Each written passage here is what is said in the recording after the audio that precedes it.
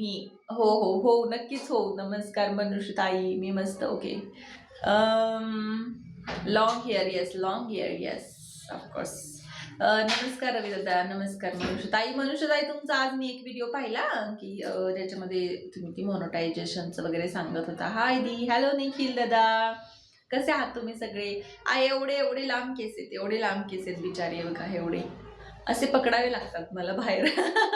बघितलं एवढे लांब केस आहेत माहितीये. याची काय ट्रिक अँड रेसिपी आहे ना, ती मी तुम्हाला माझ्या शॉर्ट व्हिडिओमध्ये तर सांगितलेली आहे. याचा एक लॉंग व्हिडिओ आणि खरे कार्य करणार तुम्ही. येस, 100% खरंच काम करणार मी.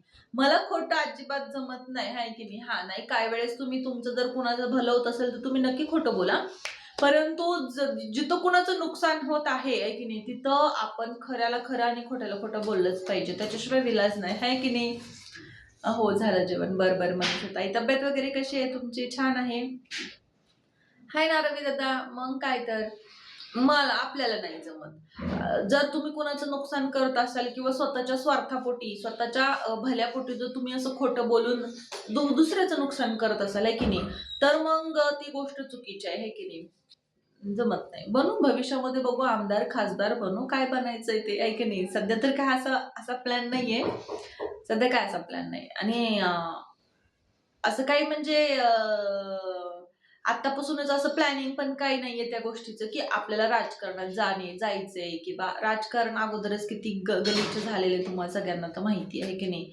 आणि आता असल्या घाण किचडमध्ये जाऊन आपण काहीतरी चांगलं कमळासारखं फुलणं म्हणजे खूप डिफिकल्ट आहे. माहिती तुम्हाला, खूप डिफिकल्ट आहे. नाही. आता सध्या राजकारण म्हणलं ना, सगळं भ्रष्ट राजकारण झालेलं आहे सध्या, माहितीये. कारण नेत्यांना कोणी प्रश्न, तो राघव चड्डा माहित असेल तुम्हाला, काय प्रश्न विचारतो, आहे की नाही? काय मुद्दे मांडतो ते यार, काय मुद्दे मांडतात ते राघव चड्डा, आहे की नाही? आमची इच्छा आहे पण. ओ विलास दादा, थँक्यू सो मच. इतकी छान इच्छा तुम्ही व्यक्त केलीत की आम्ही आमदार खासदार व्हावं. Thank you so much. थँक्यू. बघू भविष्यामध्ये तुमची इच्छा असेल तर भगवंत नक्की ती पूर्ण करतील, आहे की नाही? काय प्रश्न, आणि एकदम परखडपणे, खऱ्याला खरं खोट्याला खोटं, आणि ते एकदम छान प्रश्न मांडतात. जसं की ते बघा, जेवण झालं बालाजी दादा, जेवण झालं. ते एक आता जस्ट त्यांनी प्रश्न उचललेला की एअरपोर्टवर 10 रुपयाचा चहा 100 रुपयाला का? 20 रुपयाचा समोसा वडापाव 200-300 20 रुपयाला का? तर त्यांनी जे प्रश्न विचारले ना, तर ते अंमलात सुद्धा आलेले आहेत, माहितीये. तर लगेच 10 रुपयाला चहा, 20 रुपयाला समोसा, वडापाव, पाण्याची बॉटल, हे सगळं तिथं चालू झालं. म्हणजे आपण, जनता आहे ना, जनता प्रश्न उचलत नाही, आणि जनतेने जरी प्रश्न उचलले ना, ते प्रश्न ते नेत्यांपर्यंत किंवा जो व्यक्ती तो अंमलात आणत आहे खरं, त्या व्यक्तीपर्यंत आपले प्रश्न जातच नाहीत. त्याच्यामुळे काय ना, जनता आहे तसं चालते बाबा, चलू दे. आता राघव चड्डाने किती छान क्वेश्चन विचारला होता की बघा, आताचा मोबाईलच्या रिचार्जवरला प्रश्न घेतला होता त्यांनी, की आपण मोबाईलचा रिचार्ज मारतो 28 दिवसाचा, ओके, आणि महिन्यात दिवस असतात, 30 दिवस असतात, 31 दिवस असतात, बरोबर आहे की नाही? तर मग त्यांनी प्रश्न उचललेला. अजून असे खूप सारे क्वेश्चन आहेत, जसे की त्यांनी आता एक जस्ट लेटेस्ट क्वेश्चन विचारला होता की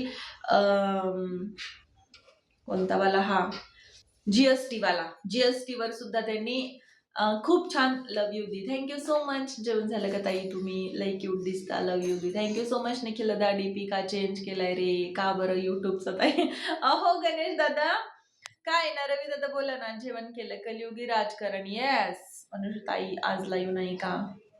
रवी दादा बोला, कसे आज जेवण वगैरे झालं की नाही? ज्यांच्या माणसाची क्वालिटी जशी असेल, श्रीमंत माणसं असतात ते कधी त्या गोष्टीचा विचार करत नाहीत, फक्त गरीब माणसाच्या पैशाचा विचार करतो, म्हणून असे लोक वागतात एअरपोर्टवरती, है ना? मग काय तर प्रकाश, खूप अवघड आहे. नमस्कार नमस्कार. तर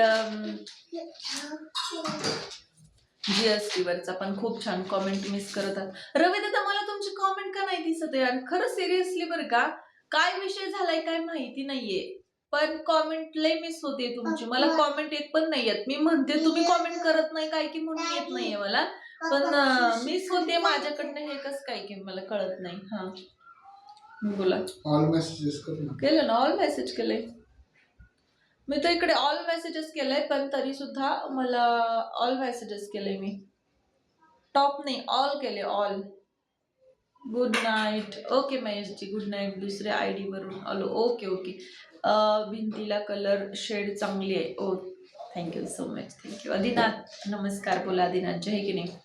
जीएसटी वरचा पण त्यांनी खूप छान प्रश्न उचललेला आहे राघव चड्डाने, माहितीये, जो की आता खरंच यार जीएसटी वगैरे हे थोडं कमी व्हायला पाहिजे. इतक्या प्रमाणामध्ये जीएसटी सांगितली ना त्यांनी, काय काय सांगितलं, म्हणजे बाळ जन्मायच्या अगोदर पासून त्याच्यावर सुद्धा जीएसटी लागते. बाळ जन्मायच्या अगोदर पासून, माहितीये, त्याच्या औषधावर, त्याच्या वॅक्सिनवर, त्याच्या याच्या डायपरवर, त्याच्या कपड्यांवर, त्याच्या खाण्यापिण्यांवर. रविदादा हॅलो हॅलो बोला. खूप साऱ्या ऐकलं ना मी, तर माय गॉड, मी एकदम शॉकिंग मध्ये झाले की हे कस काय यार, हे कस काय शक्य आहे. त्यांनी इतक्या प्रकारच्या वेगवेगळ्या जीएसटी सांगितल्या ना, की आपण गाडी विकत घेतली, आपण गाडी विकत घेतली त्याच्यावर जीएसटी. ओके, आपण गाडी चालवतोय रोडवर त्याच्यावर जीएसटी, आपण गाडी खराब झाली रिपेअर करायला नेली त्याच्यावर जीएसटी, आपण पेट्रोल भरायला नेलं त्याच्यावर जीएसटी, गाडी काय डॅमेज झाली त्याच्यावर जीएसटी, आपण गाडीचं एखादं नवीन प्रोडक्ट विकत घेतलं तर त्याच्यावर सुद्धा जीएसटी. म्हणजे त्यांनी सांगितलं ना की माणूस एकाच गोष्टीसाठी किती प्रकारामध्ये आपण सगळ्यावर जास्त आहे ना, सगळ्यावर जास्त आहे ना. मी पण शॉक झालो आहे हे ऐकून. हा महेशजी, मी पण. तर ना मी ऐकून यार म्हटलं, इतक्या सगळ्या गोष्टींवर आपण जीएसटी देतोय, आई शपथ, कधी कधी विचार पण नाही केला म्हटलं या एवढ्या गोष्टीचा. काय म्हणजे खरंच व्यक्ती खूप छान आहे, माहितीये, एकदम भारदस्त कॅरेक्टर शोभतंय म्हणजे त्यांना इन फ्युचर पीएम बनण्यासाठी, एक नाही. कारण सर्वसामान्य जनतेचा तर इतका छान विचार करतात ना छोट्या छोट्या गोष्टींवर. आजपर्यंत आपण सुद्धा एवढा कधी विचार केला नसेल की यार अशा प्रकारची पण जीएसटी काय असू शकते. खरंच मस्त. मला ना ऐकल्यावर एकदम शॉकिंग झाली. अरे यार, आपण एकाच गोष्टीला वारंवार वारंवार वारंवार जीएसटी देतोय, हे आपलं किती मूर्खपण आहे की नाही. लाडक्या बहिणीचे पैसे कुणाकुणाला आल्याने कुठल्या जिल्ह्यामध्ये ते कॉमेंट करावे. महाराष्ट्रात कोणाकोणाला आले त्यांनी कॉमेंट करावी. ओ सांगा रे, कोणाकोणाला लाडक्या बहिणीचे पैसे आले सांगा पटपट. कोणाला आले असतील काय माहिती, है ना. खूप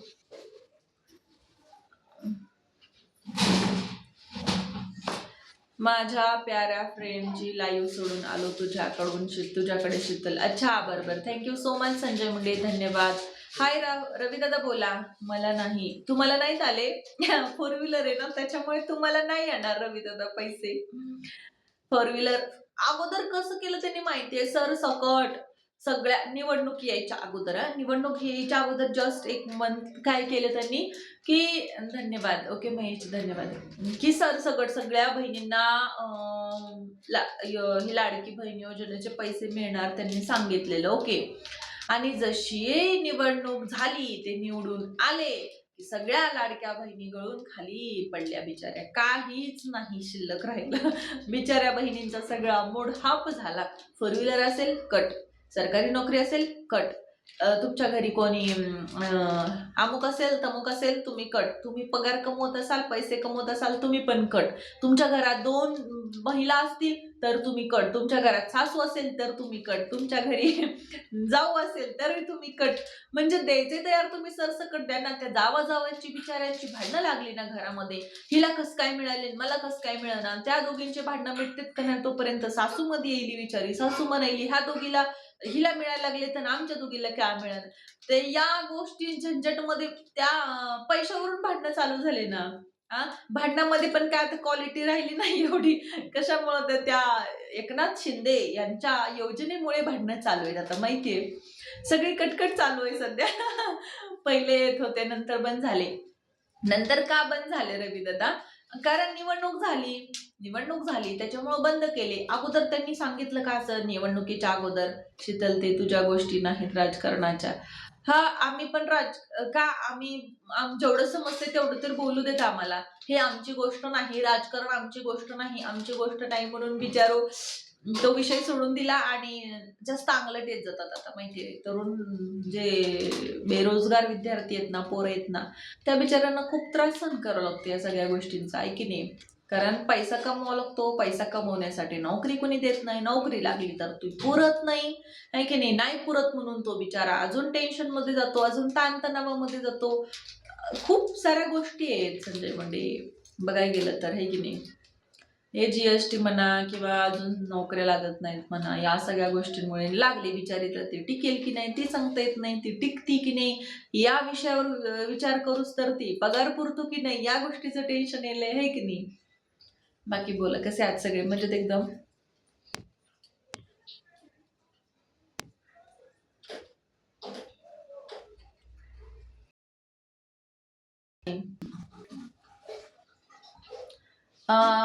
चष्मा कोणता पण घाला तुम्हाला छानच दिसणार. Thank you so much Mahesh Chetal, thank you. चष्मा नवीन आहे का? येस रवी दादा, आज घेतलाय. नाही, स्माइल प्लीज.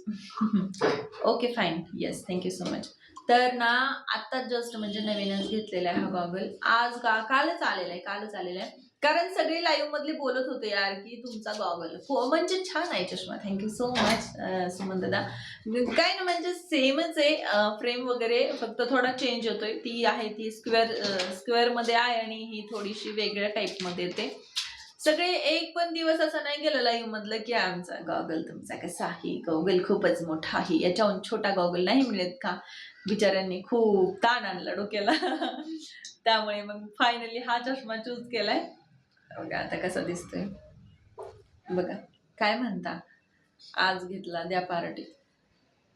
कशाची बी पार्टी नसते. मॅडम जेवण झाले का? ओ पवन गवळी नमस्कार, जेवण झाले? नाही झालं जेवण माझं. अच्छा, स्वातीताई कशा आहेत? येत नाहीत त्या लाईव्हला. स्वातीताई कुठे आहेत? मानाचा जय भीम ताई. वर्धा वरून आहात. ओके, जय भीम, जय शिवराय, जय शंभूराजे. बोला कसे आहात दादा तुम्ही? जेवण वगैरे झालं तुमचं?